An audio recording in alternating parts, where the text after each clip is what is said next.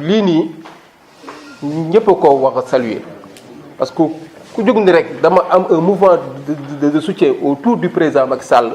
même soo gisee kenn ku nekk fële yor ñaari nit war nga mën a ñëw ngeen booloo ngeen ànd parce que loolu mooy tax ngeen mën a am doole, loolu mooy tax ngeen mën a am ndam. Donc vraiment encore une fois de plus man dama jàpp ni képp ku teew fii rek c'est parce que da nga adhéré ci projet bi adhéré ci dynamique unitaire parce que bu ñu waxee dynamique unitaire kenn du waxul nit ñi dañuy jël seen mouvement ñëw noyé ko ci dynamique bi c'est pas ça. Donc ku si nekk am nga sa projet boo xam ni yaa nekk sa coin di liggéey mais bu ñu bëggee nag am interlocuteur am répondant envers le président Macky Sall, donc je pense que war nañoo booloo ba bokk les mêmes réflexions mën a définir les mêmes stratégies de décision. Donc daal je pense que loolu moo fi nekk kenn du dugg ci détails yi parce que c'est le temps de l'action. Donc ku fi nekk fii da nga am yéene ci président Macky Sall ku ci nekk da nga am yéene ci Thiès. Donc objectif yooyu ñu am mu nekk un dénominateur commun dañ ko consolider kenn bañ a yaakaar ni ay xeebanteeg ay kii par-ci par-là. Donc daal li ñuy def mooy yaatal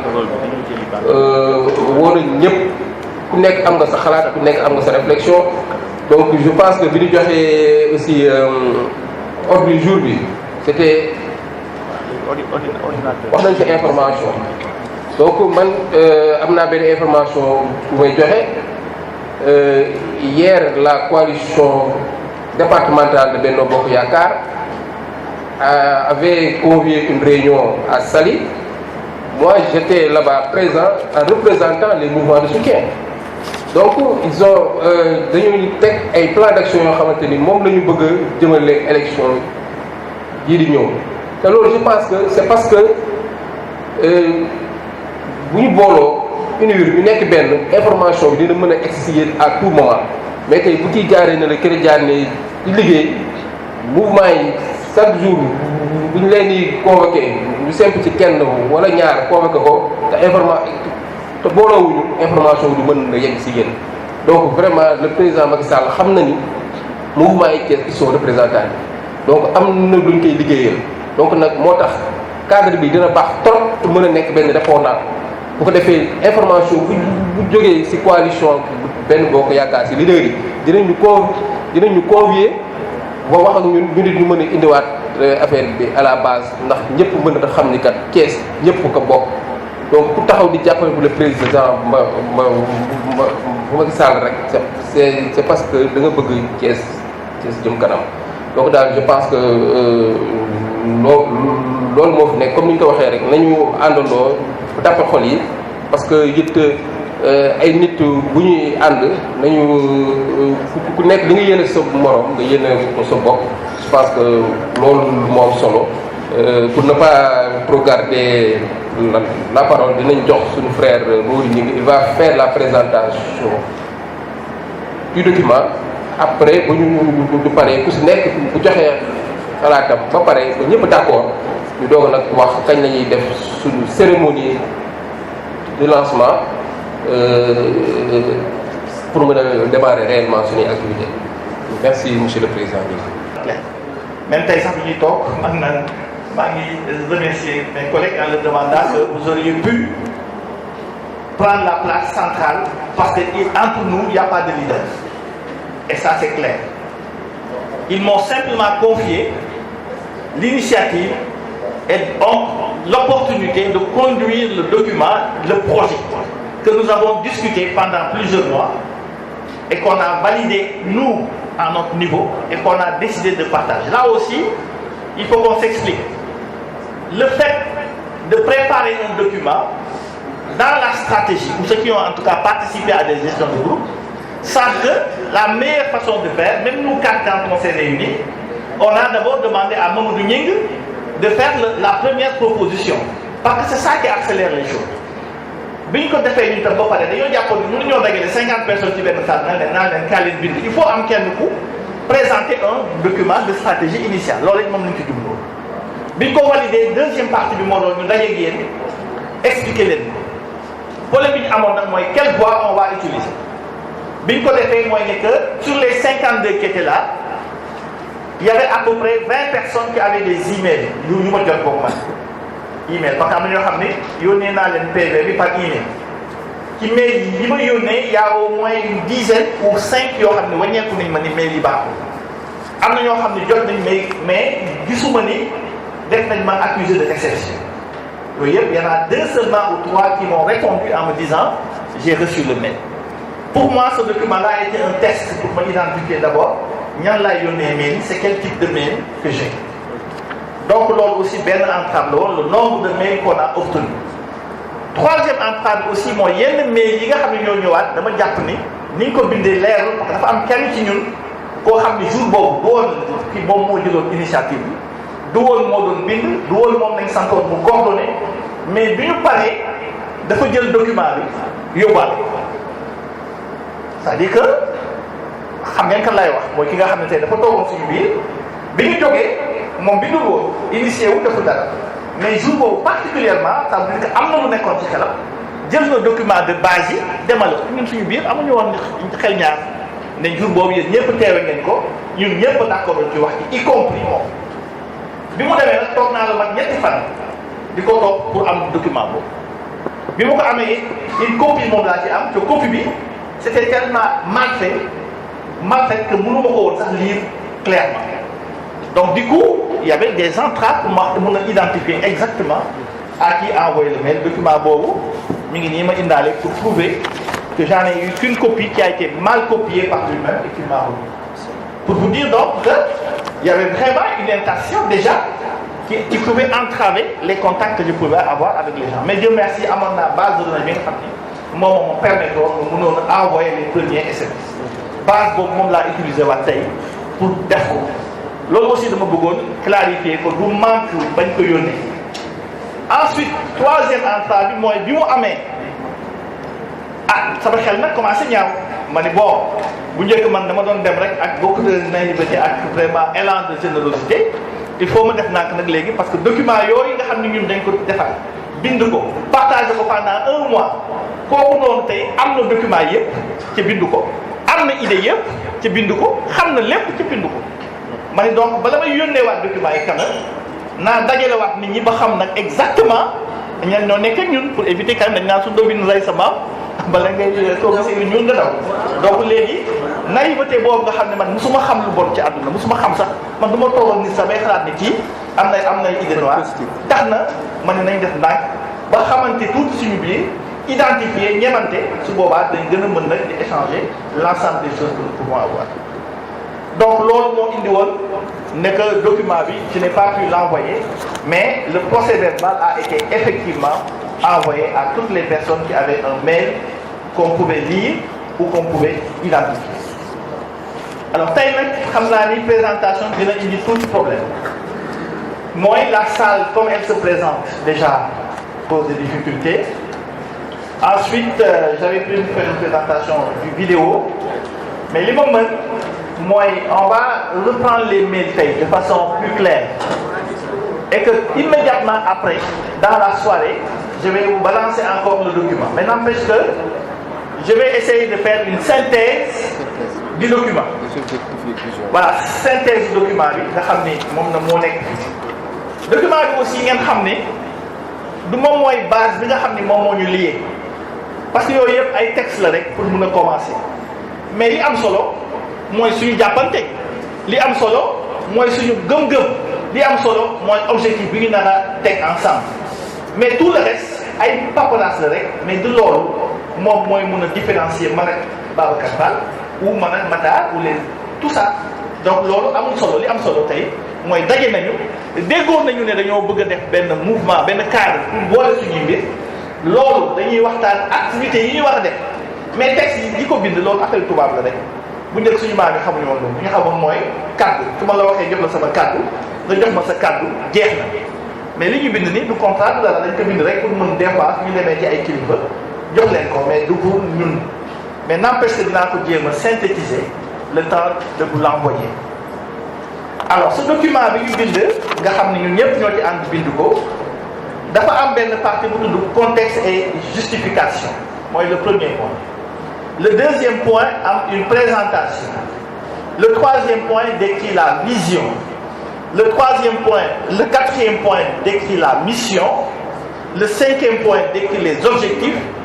Ensuite, on a proposé un modèle de structuration, c'est-à-dire que ban organigramme nañu jàpp ni moom nañu war a taxawal.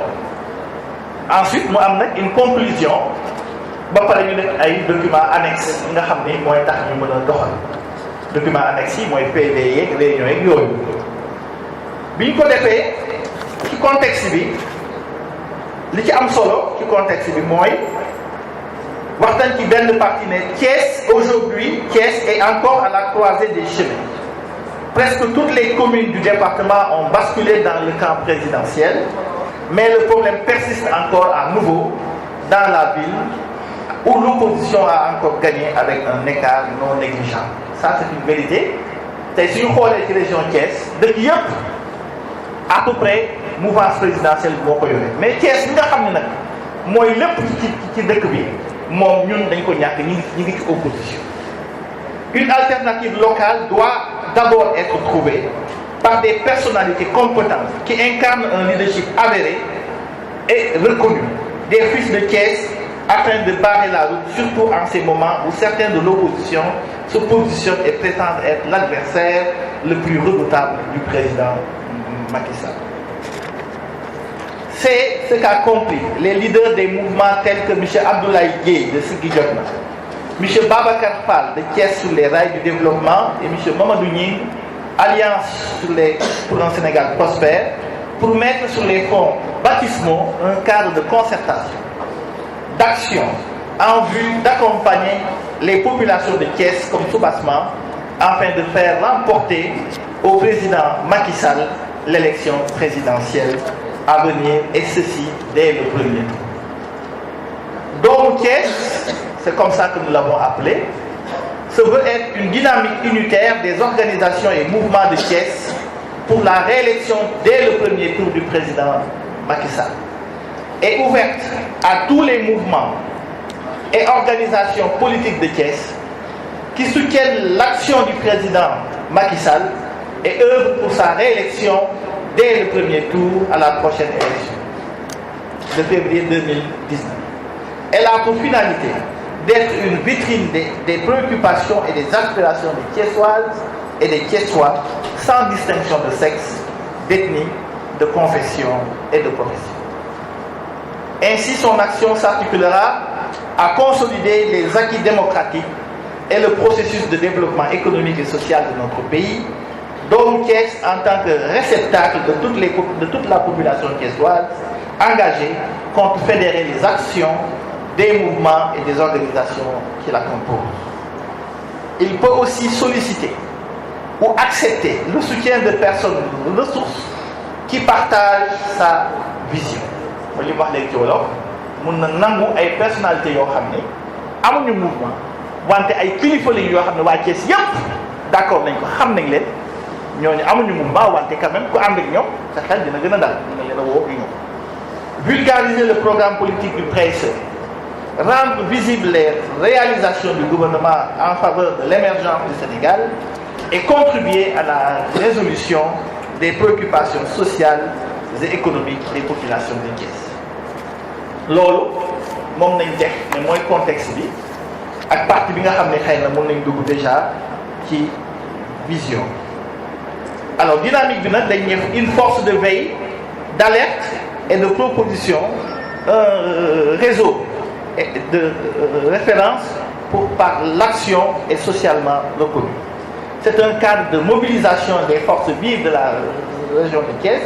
pour promouvoir un développement humain durable au niveau local et départemental et au niveau de la région de Thiès. Donc loolu aussi ñuy leeral ñenn ñi nga xam dañoo wax ni que dañ cee dàq ñenn ñi dëkkul biir Thiès carrément. C'est vrai que biir dëkku Thiès nañ ci privilégié parce que dañu wax ni que li jafe tey mooy ne que biir Thiès ville bi nga xam ne ñun moom lañ dëkk moom moo des ci basculer camp du président donc convergence bi yëpp dañ ko war a juble ci dëkk bi ci dëkku Thiès mais nag dàqul kenn koo xam ne yaa ngi dëkk ci yeneen dëkk yu nekkul ville de Thiès mais bokk ci région de Thiès bokk nga ci moo taxoon ñu dajale ñëpp ba nga xam ni maire yi nekk ci koñ yi yëpp te bëgg ci bokk mën nañ cee ànd mais li ci am solo nag mooy li ñu gën a ñor nag fi mu nekk nii mooy dëkku Thiès bii nga xam dañ koo moom bokk ko président gestu ko liggéey ko indi fi li nga xam ne moom mooy alal ji war indi fi doole ji war indi fi investissement yi war te ñun ñii di mouvement yi ñu porté ko ñu gën ñu yëg jox ñu suñu gën loolu mooy li nga xam ni bëgg nañ ko doxal bëgg nañ aussi mu nekk un cadre d'élaboration d'une charte morale inclusive d'équité portée par les jeunes les femmes et les hommes inspirés par nos valeurs positives loolu tamit li ñu ci jublu mooy daje bi ñuy daje bëgg nañ aussi ñu fexe ba nga xam ne ñu am charte bu ñu tënk bi nga xam ne tey lépp lu ñaaw loo xam dañ ko doon dox ci suñu diggante mooy ñuy waxante loo xam nekkul dëgg ñuy xeexante ñuy jëwante wax yooyu nga xam ne ku nekk da ngay ànd ak nit di jéem a nangu ay militant yu ñaaw yooyu nga xam ne am na ci yenn parti ñun boog suñu daje bi fexe ba dàqu ku ci nekk mun ngaa dem di béy ji ndax da indi militant yu gën a bari mais ku ci am soxla ñun war nañoo taxaw dimbale la ci soxla ko ku ci am looy activité booy def su naroon na néew doole ñun ñëpp dinañ leen wax ñu dajaloo ñëw fekk si leen fa gën a yokkal seen mouvement ba mu gën a am doole ba nga xam ne lu ñuy taxawal rek dañ xam ne ko doomu Thiès tey moo daje di yëngal ki yëngal boobu dafa nekk lu am solo lu am man kon nag loolu bokk na ci li nga xam ni moo doon présentation cadre bi vision bi nag wax naa ko mooy rek à peu près ñu fexe ba nga xam ni que président Macky Sall dinañ ko élire dès le premier tour mission yi nag xaw na bari mënu ma ko citer yëpp mais yooyu yëpp def nañ ko ci cadre ci document bu xaw a su ma ko yónnee da ngeen ko gis mais essentiel bi daal jàpp leen ni mooy renforcer la massification du camp présidentiel pour une large victoire au premier tour de la prochaine élection présidentielle loolu tamit nañu bëgg mu leer pour ñu bañ ñu boole ak les partis politiques comme si dañoo jóg pour def leen tendance wala pour xeex leen parce que seytaane tamit waxul dëgg wante yàq na xel tey suñu dagalee ñu ne mouvement yi doom la woowuñu ñeneen ñi tem ñu ne dañoo jóg pour def leen dara wala dañoo jóg pour xeex leen non non non ñun dimbale président moom moo ñu tax a jóg jàppale président moo ñu tax a jóg képp ku nekk ci tànk boobu mun nga tax a ñëw ñu ànd ci mobiliser toutes les forces sociales autour du président Macky Sall pour l'émergence du Sénégal rassembler tous les Thiessois et Thiessoises autour de l'essentiel ensuite am na benn point boo xam ne c'est très important suñu xarit Babacar Fall ak Sigi jot na wax nañ ci lu bari mooy ñu créer les conditions d'une collaboration des acteurs politiques du camp présidentiel et ceux du monde socio-économique pour une synergie d'action vers la victoire du président am na aussi ñu contribuer au développement économique et social de la région de Thiès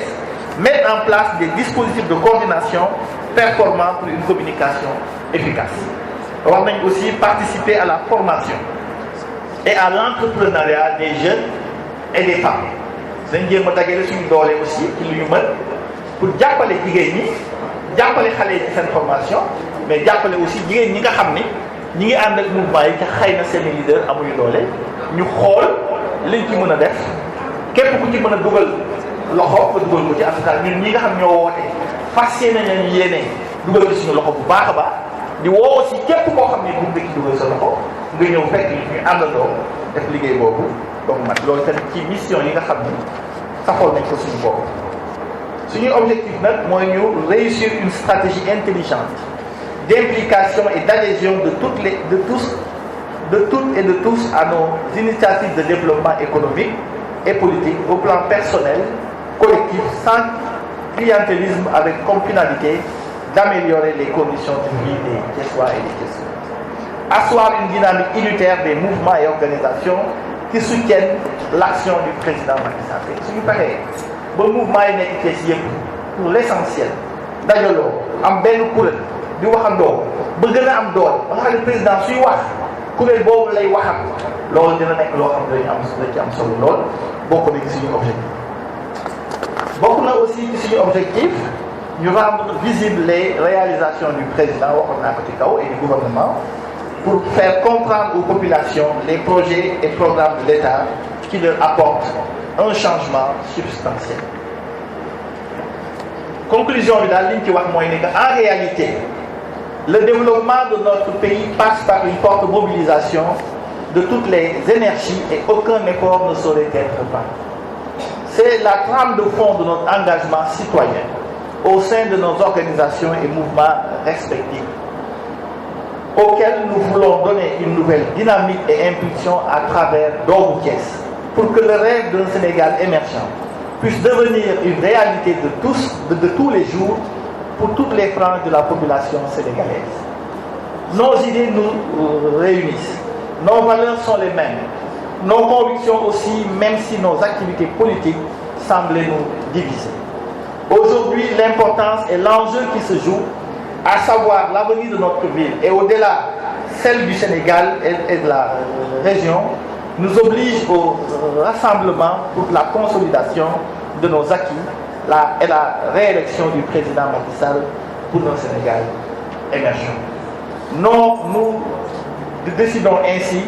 de nous unir pour créer une force d'appui et un fer de lance de la mouvance présidentielle. Donc su ma koy tënk mooy ne que li am solo daal mooy suñuy xel ak suñuy xalaat moom moo ñu boole suñuy valeur aussi benn la parce que ñoo bokk suñu jub ak suñu gëm-gëm suñuy conviction suñuy gëm-gëm aussi benn la même su fekkee dañoo jàpp ni ku ci nekk activité politique yi nga xam ne ñu ngi koy doxal individuellement pris dafa mel ni daf ñuy séparer loolu nag que tey xam nañ ni l'enjeu qui se joue mooy le développement de Thiès dafa am solo ci ñun réew président Macky Sall aussi dafa am solo ci ñun ci région bi ak lépp tax dañu teg lépp loo xam ne moo ñu doon séparer pour décider ñun d'abord ñun les mouvements politiques yéen nga xam ne ñoo nekk di woote ñépp ki nga xam ne bokk nga ñun xalaat nga ñëw ànd ak ñun ci loolu ndax ñu taxawal doomu Thiès mu nekk cadre boo xam ne tur bi ni ñu ko tànnee dañoo fexe ba nga xam ne képp kuy dund Thiès dañ ci gis sa bopp ba ñu xam ni ñun ci diggante waa Thiès loolu it liñ ci jublu moo ñu xam ni mbir mi du affaire waa Thiès ak waa Fatick du affaire waa Thiès ak waa Louga mais waa Thiès ci seen biir la ñooy xool ci seen i doom ñan ñoo leen ci gënal ñu tànn leen ndax ñu mun a jàmbaarloo ak ñi nga xam ne ñoo fi nekk ba fekkee it président Macky Sall ñun waa doomu Thiès ñoo ko tànnal suñu bopp moo tax invité wuñu kenn ku jógee feneen ñëw suñu biir naan daf ñuy sambal ñun bopp dinañu gis ci loolu dinañu gis ñu woo kenn muy ministre muy kenn naan ko jógee ne beneen dëkk ne moo ñuy def waxal lan la ñuy def ñun waa doomu Thiès suñu biir ñoo toog waxtaan suñu biir def suñu mouvement suñu biir fexe ba ànd bi am fexe ba suñu idée am ba nga xam ne intérêt bi ñu ci bëgg dina nekk intérêt waa Thiès. En tout cas, au nom de Babacar Fall, au nom de Ablaye Dièye et à mon nom personnel et à toutes les personnes qui se sont engagées depuis plus de 2 mois à concevoir un tel projet, je voudrais vous témoigner de notre engagement solennel à travailler pour la cause que je viens de vous dire et de nous permettre, de vous demander de croire à notre intégrité, de croire à notre foi et de croire à notre engagement indissoluble. En tout cas, man ñii may waxal ni tey li wax ci tubaab mooy li ngeen di ñaan mooy ngeen gëm ne ñun en tout cas man Mamadou Gningue ak ñii nga xam ne daa toogal ci table bi ñu ngeen di ñaan benn affaire rek ngeen gëm ñu mooy ngeen gëm ne au moins ay nit ñu jub la ngeen gëm suñu intégrité gëm suñu jullité gëm ne ñun duñu ay nit ñoo xam ne dañuy wax di wuruc lu ñuy def lu ñu leen wax loolu la ñuy def lu ñu nawul duñ ko def kon nag nit nag du mat mais li mu mën mooy woote ñu xool ku nekk looy bàyyi ci la nga jàppoon ñu fexe ba ànd bi ànd rafet ñu mën a doxal ba nga xam ne Thiès na gis ci boppam ci politique bi parce que ñaar fukki at ñi ngi toog Thiès amul dara ci politique te loolu dafa métti suñu demee ba Thiès amatul sax ministre dem ba Thiès amatul directeur yu am maanaam wala dañ leen di compter ak ni Thiès toll ci Sénégal nga xam dañuy wax ni 3e ville mais c'est la 2e ville économique la plus proche de Dakar la plus importante historiquement qui constituait c'est inadmissible suñu demee bay Thiès ñu koy diriger tey xamuñu sax benn ministre boo xam ne dëkk na Thiès xamuñu sax ne benn nit ku baax koo xam ne bokk na ci ñuy doxal ci réew mi dëkk na Thiès loolu ñun doomu Thiès mënatuñ koo nangu te dañoo jàpp nag ni ñun ñoo ko xañ suñu bopp dañoo war a xeex ba nga xam ne dañuy am victoire bi ndax ñu mun a imposer le président Macky Sall mu defal waa Thiès bi nga xam ne. kon ci gàttal li ma bëgg a wax mooy tàmbali nañ lu jafe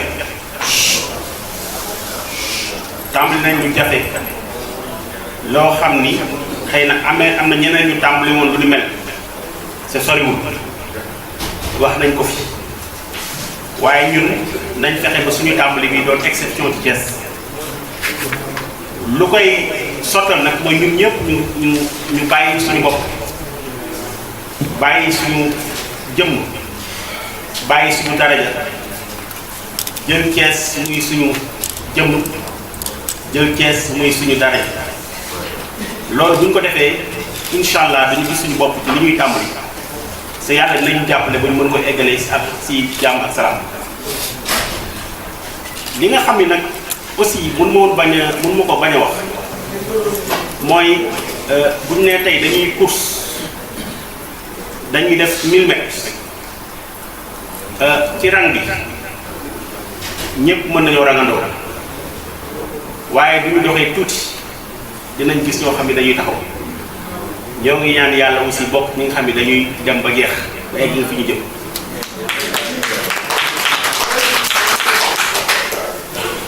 loolu nag ku am gis-gis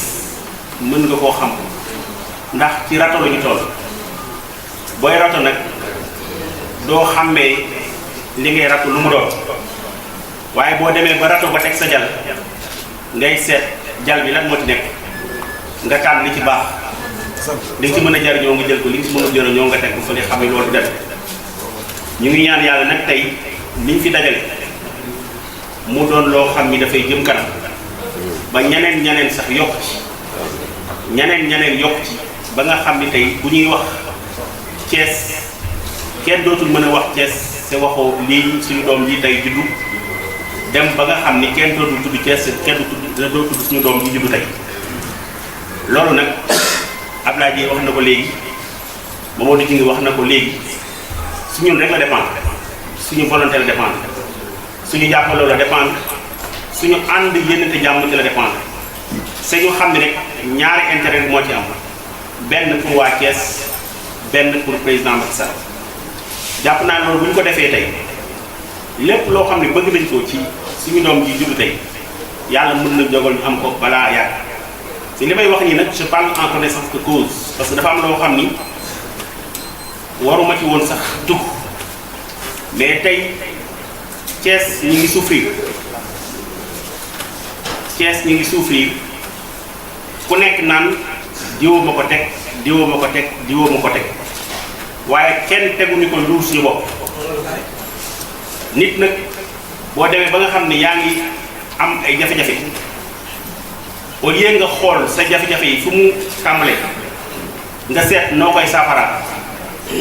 nga seet ci teg ngi nekk sa wet rek naan li ma dal yaa ma ko teg boo deful naan li la dal dina yàgg ci yow sa doom saafara donc maa ngi am mbégte lool gis ni waa Thiès taxaw nañu temm pour fajal seen bopp saafara taxaw nañu temm pour lijjanti problème waa Thiès et incha allah je pense que le président Macky Sall lii nii bu ko gisee dina xam ne Thiès gi nekkoon bu njëkk bokkul ak Thiès tey ñi fi daje nag ñoom ñëpp ku nekk ñu ngi lay sant bu baax ndaxte waxtaan bi yàgg na lool c'est xam naa ne nit ñi bu ñu amoon yitte ci waxtaan bi duñ fi toog boobu ba léegi ndax ay waxtu yu bari romb na encore une fois foofu laay yem ci wax ji c'est nag di leen jox di daje parce que wax naa leen tàmbali yomb na ñëw leen ñu ànd yomb na lëngoo tam yomb na mais fexe ba suñu lëngoo bi am njëriñ fexe ba suñu lëngoo jëm fi mu war a jëm je crois que ci loolu lañu war a taxaw c'est loolu ñun tey dañoo initier rek waaye ñun ñett rek lañu tey bu ñu xoolee ñi nekk salle bi ñaata lañu mat ñu sax asafee ñi nekk ci salle bi donc tey bu ñu nee ñun dañoo bëgg a sottal du sotti liñ tax ñu wóolee mooy dañoo xam ni mënuñu ko ñun rek moo tax ñu wóolee buñ ko mënoon ñun rek duñ leen woo xam ni yéen ñi yépp ku nekk aussi am na foo mën a jàpp ci mbir yi ba mu sotti moo tax ñu wóolee donc ñu ngi leen di ñaan ku nekk mu def ko yëfi boppam loolu dama ciy insister ku nekk na ko def yëfi boppam bu ko defee yëfi boppam rek du xool ni kii kat deful li mu war a def wala waxul li mu war a wax wala woowuma wala yëguma wala jàpp na bu ñu duggee ci yooyu considération moom du ñu dem fenn parce que ay nit moom bu ñu booloo boolee jëm yi rek doyut bu ñu boolewul xol yi du sotti bu ñu boolewul xol yi du sotti bu ñu boolewul xol yi du sotti loolu daal vraiment maa ngi ci insister parce que gis nañ fi ñu ànd ba tàyyi waaye ànd bi jëmul fenn ñu ñaan yàlla def suñu ànd bi jëm fenn maa ngi leen di sant di leen asalaamaaleykum mbokk yi tey je pense que ni ku si nekk ñu ngi lay nuyu sa tur ak sa sant gis ni tey doomu Thiès ñoo fi daje ñu initier benn cadre unitaire boo xamante ni dañoo jël engagement pour boole suñuy force te loolu ñu def ko ci initiative samay frères samay naatoo di le président Babacar Fall nga xamante ni moo ko initié ñëpp moo ñu woo wax ñu kat bëgg naa ñu àndandoo ñu booloo ak sama frère Mamadou Gningue vraiment boobu léegi ça fait 2 mois yoo xamante ni ñu ngi siy dox mais loolu tey waa Thiès ñoo ñu ko yombalal tous les mouvements de soutien et associations yi tax yi nekk Thiès ñoo ñu yombalal tey cadre unitaire bi ñoom ñëpp ils ont ñoom ñëpp adhéré nañ si lii parce que nangu nañ ni kat Thiès li ko mën a jëmale kanam mooy booloo àndandoo ki nekk benn autour d'une même vision mooy naka la ñuy def ba falaat le président Macky Sall au premier tour. parce que tey jii kat gis nañ ni Thiès dafa amoon foo xamante ni foofu la nekk donc tey ñun nous réclamons des fils de Thiès nous réclamons des doomu Thiès donc war nañoo boole suñuy xel boole suñuy doole boole suñuy force pour que ñu àndandoo ak ñi nga xamante ni tey ñoom ñoo fi nekk de la coalition Benno Bokk Yaakaar dooleel leen renforcer surtout la pacification mooy dem jël ci opposition bi ñëw dooleel le camp présidentiel donc ñun loolu la ñuy doxee tous les jours donc tey lii dafa dal xel parce que bi ñu wootee unité mouvement yeeg association yëpp presque mat nañ 60 mouvements association ñëpp ñëw nañ adhéré ci cadre unitaire bi pour premièrement mooy naka la ñuy xoolee ba développer suñu région bi di Thiès naka la ñuy def ba jàppale la population thiessoise sur des actions vraiment yoo xamante ne bu ñu ko tegee waa Thiès nañ si mën na gis seen bopp ndax tey le président Macky Sall à travers son plan de Sénégal émergent dafa jox cër ñi nga xamante ni ñoo néew doole te kat loolu ñun moo tax ñu gën a engagé wu pour ànd ak le président Macky Sall pour jëm koo jox ndam ci élection yi ñu ñëw donc Thiès dafa am ay réalités yoo xamante ni moo fi nekk donc ñu ngi wax ni kat ñëpp ñi nga xamante ni ñoo ngi fii tous les mouvements et associations ku si nekk am nga force locale donc dañ leen di ñaan seen force locale yooyu ngeen wàccaat si base dem wax ak ñoom sensibiliser leen pour ñu mën a am doole pour may le président Macky Sall ndam donc daal li naan booloo mooy doole Thiès moo ngi nii tey kenn mënul lim ñiy liggéey Thiès te kenn waxul le président Babacar Fall kenn mënul lim ñiy liggéey Thiès ñiy def action de développement te kenn cité wul sama frère Mamadou Gningue donc vraiment maa ngi saluer cette initiative là di woo nag ñëpp di woo les imams di woo les personnes morales di woo ñëpp ñi nga xamante ni tey am nañ yéene si jàppale le président Macky Sall ñu ñëw boole suñuy doole boole suñuy force fédéré suñuy force pour que ñu mën a jël li ñu am doole jox ko la coalition Benno Bokk Yaakaar pour que le président Macky Sall mën a am ndam vraiment loolu tey moo newoon suñu daje donc war nañ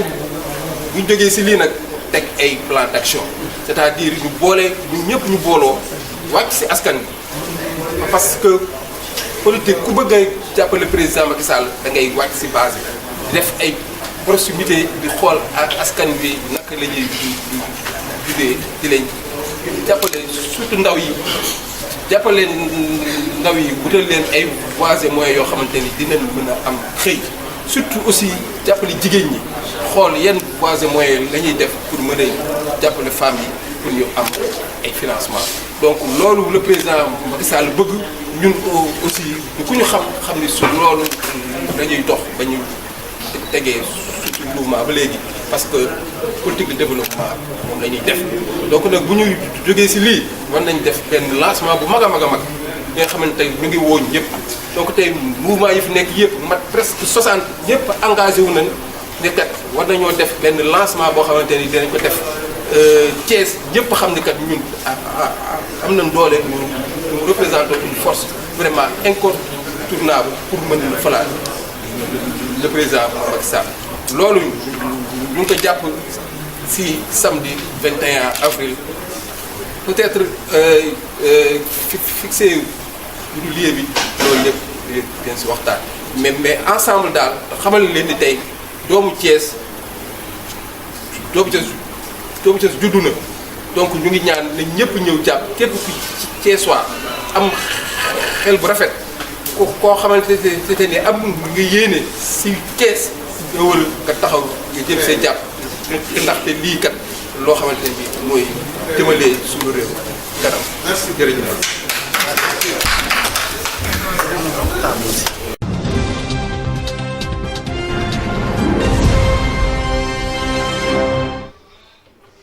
sant yàlla aussi ci suñu doom yi nga xam ne ñun waa Thiès ñoo ko moom mu tudd doomu Thiès ñu fekkee ñun ñëpp di muy judd ñi ngi ñaan yàlla ñun ñëpp ñu fekke fu mu màggee ba am njëriñ loolu maa ngi koy ñaan ñun ñëpp ñu dox ci li ñu war a dox góorgóorlu ci li ñu war a góorgóorlu ndax boo juree doom moom li nga war a def mooy fexe ba mu màgg ci jàmm am njariñ ci jàmm waaye loolu nag liggéey bu rëy rëy la boo xam ni ba nga ko juree nga koy tàmbali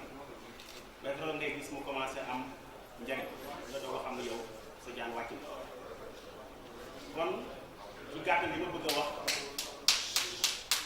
a wax mooy tàmbali nañ lu jafe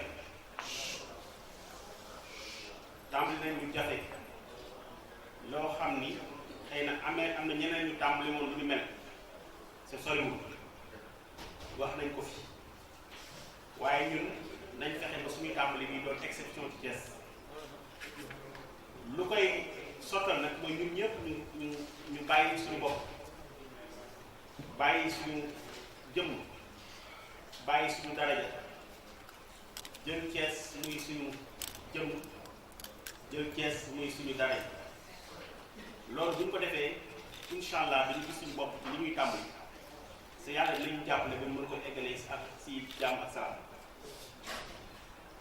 li nga xam ne nag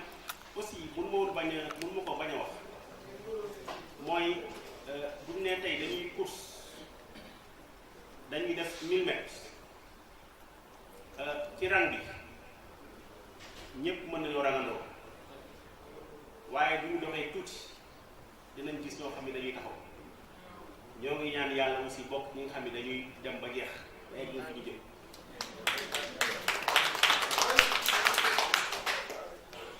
loolu nag ku am gis-gis mën nga koo xam ndax ci rato la ñu toll booy rato nag doo xàmmee li ngay rato lu mu doon waaye boo demee ba rato ba teg sa jal ngay seet jal bi lan moo ci nekk nga tànn li ci baax li ci mën a jariñoo nga jël ko li ci mën a jëriñoo nga teg ko fële xam ne loolu jariñ ñu ngi ñaan yàlla nag tey ni fi dajale mu doon loo xam ni dafay jëm kanam ba ñeneen sax yokk ci ñeneen yokk ci ba nga xam ni tey bu ñuy wax Thiès kenn dootul mën a wax Thiès te waxoo lii suñu doom yi tey juddu dem ba nga xam ni kenn dootul tudd Thiès kenn dootul tudd suñu doom yi juddu tey loolu nag Abdoulaye Dièye wax na ko léegi Mamadou Diouf wax na ko léegi suñu rek la dépendre suñu volonté la dépendre suñu jàppaloo la dépendre suñu ànd yénente jàmm ci la dépendre c'est ñu xam ne rek ñaari intérêt moo ci am benn pour waa Thiès benn pour président Macky Sall jàpp naa loolu bu ñu ko defee tey lépp loo xam ne bëgg nañ ko ci suñu doom ji juddu tey yàlla mën na jogal ñu am ko balaa yàgg te li may wax nii nag je parle en connaissance de cause parce que dafa am loo xam ni waruma ci woon sax tugg mais tey Thiès ñu ngi souffrir Thiès ñu ngi souffrir ku nekk naan diwoo ma ko teg diwoo ma ko teg diwoo ma ko teg waaye kenn teguñu ko lu suñu bopp nit nag boo demee ba nga xam ne yaa ngi am ay jafe-jafe au lieu nga xool sa jafe-jafe yi fu mu tàmbalee nga seet noo koy saafara nga seet ci teg ngi nekk sa wet rek naan li ma dal yaa ma ko teg boo deful ndànk li la dal dina yàgg ci yow sa doom saafara donc maa ngi am mbégte lool gis ni waa Thiès taxaw nañu temm pour fajal seen bopp saafara taxaw nañu temm pour lijjanti problème waa Thiès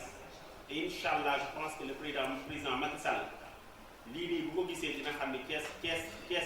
gi nekkoon bu njëkk bokkul ak Thiès tey ñi fi daje nag ñoom ñëpp ku nekk ñu ngi lay sant bu baax ndaxte waxtaan bi yàgg na lool c'est xam naa ne nit ñi bu ñu amoon yitte ci waxtaan bi duñ fi toog boobu ba léegi ndax ay waxtu yu bari romb na fi encore une fois foofu laay yem ci wax ji c'est nag di leen jox di daje parce que wax naa leen tàmbali yomb na ñëw leen ñu ànd yomb na lëngoo tam yomb na mais fexe ba suñu lëngoo bi am njëriñ fexe ba suñu lëngoo jëm fi mu war a jëm je crois que ci loolu lañu war a taxaw c'est loolu ñun tey dañoo initier rek waaye ñun ñett rek lañ tey bu ñu xoolee ñi nekk salle bi ñaata la mat ñu sax asakay ñi nekk ci salle bi donc tey bu nee ñun dañoo bëgg a sottal du sotti liñ tax ñu wóolee mooy dañoo xam ni mënuñu ko ñun rek moo tax ñu wóolee buñ ko mënoon ñun rek duñ leen woo xam ni yéen ñi yëpp ku nekk aussi am na foo mën a jàpp ci mbir yi ba mu sotti moo tax ñu wóolee donc ñu ngi leen di ñaan ku nekk mu def ko yëfi boppam loolu dama ciy insister ku nekk na ko def yëfi boppam bu ko defee yëfi boppam rek du xool ni kii kat deful li mu war a def wala waxul li mu war a wax wala woowuma wala yëguma wala jàppuma bu ñu duggee ci yooyu considération moom du ñu dem fenn parce que ay nit moom bu ñu boolee jëm yi rek doy bu ñu boolewul xol yi du sotti bu ñu boolewul xol yi du sotti bu ñu boolewul xol yi du sotti loolu daal vraiment maa ngi ci insister parce que gis nañ fi ñu ànd ba tàyyi waaye ànd bi jëmul fenn ñu ñaan yàlla def suñu ànd bi jëm fenn maa ngi leen di sant jërëjëf.